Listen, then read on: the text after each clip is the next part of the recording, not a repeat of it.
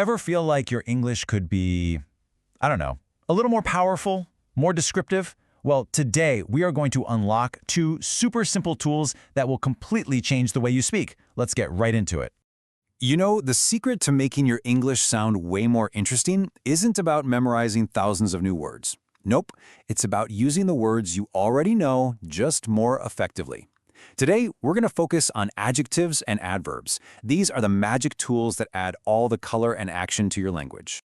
First up, let's grab our first tool from the toolbox, adjectives. This is your key to painting really vivid pictures with your words for anyone who's listening. So what exactly is an adjective? Just think of it as a describing word. That's it. Its main job is to give you more information about a noun. You know, a person, a place, or a thing. It answers questions like what kind or which one. It really adds that essential detail to your sentences.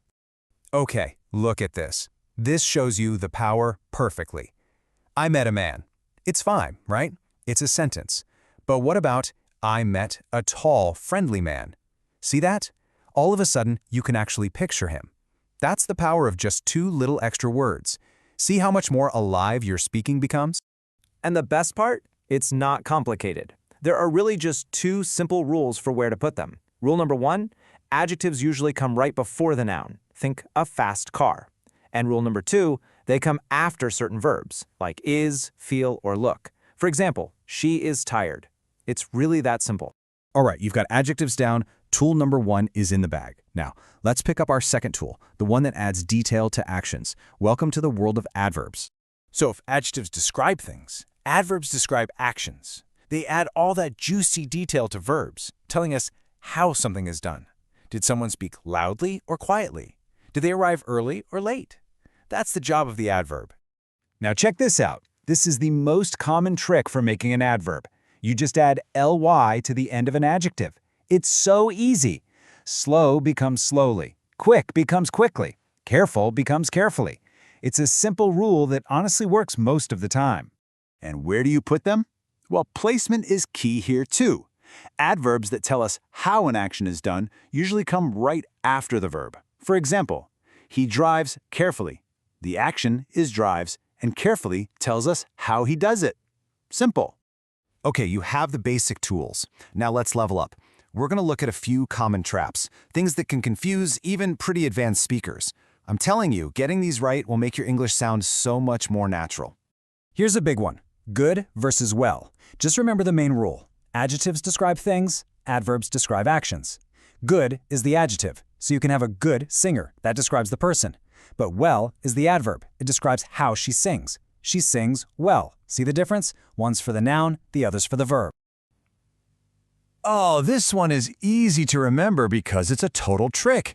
The word fastly? It doesn't exist. It's not a real word in English.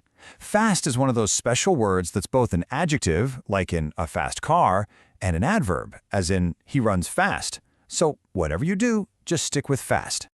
Okay, now this next one is super important because these 2 words mean completely different things.